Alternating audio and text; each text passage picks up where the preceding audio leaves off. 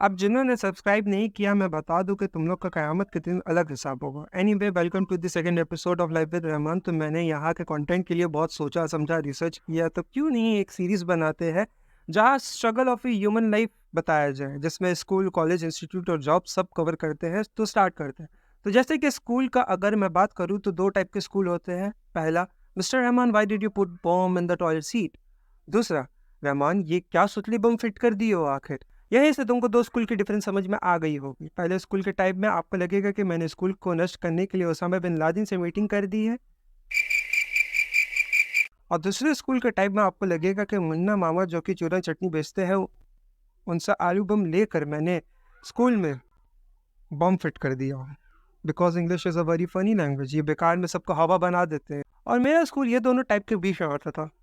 Teachers, principal बहुत ही अच्छे थे, मगर स्टूडेंट्स एक से एक थे। कुछ टीचर्स मेरे दिल के करीब थे और कुछ को मैं नहीं पसंद था और वो मुझे नहीं पसंद करते थे। अब देखो, मैं इतना शरीफ तो नहीं था, बट हाँ, मैं इज़्ज़तदार बदमाश था। मेरी बदमाशी आज से कुछ साल बाद अगर टीचर्स याद करेंगे तो हंसेंगे। जहाँ सबसे पहले एक मैथ्स टीचर होता है जो कि आंधी, तूफान, फ्लड्स, अर्थक्वेक, भूकंप, ज्वालामुखी, कयामत नहीं देखता था। उसका क्लास है, आज वो आएगा। अब चाहे उस पीरियड के लिए उसे डोंकी फ्लाइट ही क्यों ना करना पड़े। यह ऐसा बंदा है जो कि एक लोकल ट्रेन से कूद कर दूसरे लोकल ट्रेन में जाकर खिड़की में कलाबाजी करके आ ही जाता था। फिर आती है गेम्स पीरियड की, तो पता नहीं क्यों हर बात में इंग्लिश झाड़ना है, भले से उसको आती ना हो। Hey you, yo boy, why are you, बाबू तुम यहाँ क्या कर रहे हो आखिर। पता नहीं क्यों, बट इंग्लिश मीडियम स्कूल है तो ये कंपलसरी नहीं है कि हम लोग इंग्लिश में ही बात करें, क्योंकि हिंदी हमारी राष्ट्रभाषा है। फिर ऐसे ही एक एलियन होगा, वो बंदे को पता नहीं ये सब चीज़ से कोई लेना देने नहीं, उसको बस पढ़ाने से मतलब है।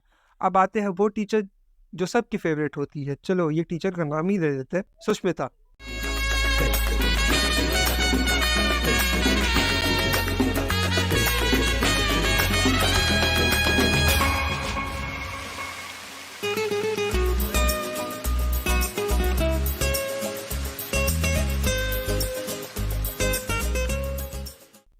हाँ, तो सुष्मिता मैम का पीरियड ऐसा रहता था कि कोई भी उसका सब्जेक्ट में इंटरेस्ट नहीं, बल्कि उसके वे ऑफ स्पीकिंग में उससे प्रभावित हो। मतलब कि तुम्हें इस क्लास में वो बंदे भी दिखेंगे जो तुम्हें कभी नहीं दिखे होंगे। सुष्मिता मैम की क्लास एक ऐसी क्लास रहती थी जिसमें तुम्हें कई प्रकार के सिलेब दिखेंगे, जैसे कि क्रिश, स्पाइडरमैन, जीवन, devil, Modi ji, Donald Trump, जादू, अवतार, फैंटास्टिक फोर, एरोबस, जस्टिस लीग, और सब के सब गैदर हुए हैं पढ़ने के लिए नहीं, बल्कि मैम को देखने के लिए। फिर आती है वो टीचर जो स्कूल को अपना घर मानती है और बच्चों को अपना संतान। ये तुम्हें बोलेगी कि if you have any respect for me और you treat me like your mother, please do a hair cut. और एक बार तो मैं इतना इमोशनल हो गया था ये डायलॉग सुनकर कि मैं अपनी स्पाइक वाली हेयर स्टाइल को छोटा करा दिया।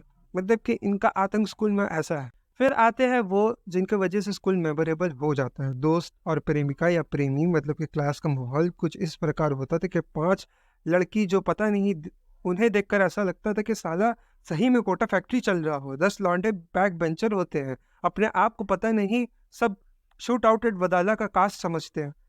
फिर तुम्हें 2 लौंडे ऐसे दिखेंगे कि मानो फेविक्विक की जोड़ी हो। मतलब कि तुमको हर एक पीरियड में, असेंबली में, ग्राउंड में, पनिशमेंट में साथ दिखेंगे। ये 2 लौंडे बाकी क्लास की नज़र में गए होंगे, भले ही से अंदर ही अंदर वो खुद दूसरे क्लासमेट्स की बुराई कर रहे होंगे। ये 2 लौंडे में से एक बंदा स्मार्ट होगा, पढ़ाई में अच्छा होगा, स्पोर्ट्स में अच्छा होगा, दूसरा उसी का अपोजिट। उसको पढ़ाई से फर्क नहीं पड़ता, वो अपनी ही बेवकूफ़ी भरे दिमाग से होगा, उसे मूवीज़, गेम्स और टीवी शोज़ में इंटरेस्ट होगा। और ये दोनों की दोस्ती में तीसरा भी होगा, जो कि ये दोनों का बैलेंस होगा। उसका मिशन उसके लाइफ में यही है कि इन दोनों बेवकूफ़ों को संभालना। अब देखो, अगर तुम स्कूल में हो तो तुम्हारे साथ 2 चीज़ होता है जहाँ बच्चों के मुँह से बस एक ही शब्द निकलती है, लाइफ ऐसी होनी चाहिए, लाइफ ऐसी नहीं होनी चाहिए, यानी कि एग्ज़ाम्स। और क्या सेक्सी लाइफ चल रही है, एनुअल कॉन्सर्ट। अब एग्ज़ाम तो एग्ज़ाम है, उसमें कुछ नहीं कर सकते, मगर कॉन्सर्ट मुझे नहीं पता कि कॉन्सर्ट में एक्टिंग जो होता है, अड्डाबाजी होता है सिंगिंग के साथ, मगर सारा लाइमलाइट डांसर्स लेके चले जाते हैं। और ये जो लीड डांसर होता है ना, उसे पता नहीं उसको क्यों ऐसा फील होता है कि वो साला मनी हाइस्ट का प्रोफेसर हो, जहाँ वो पूरा प्रॉपर प्लानिंग एंड प्लॉटिंग करता हो कि क्या क्या स्टेप करना होगा।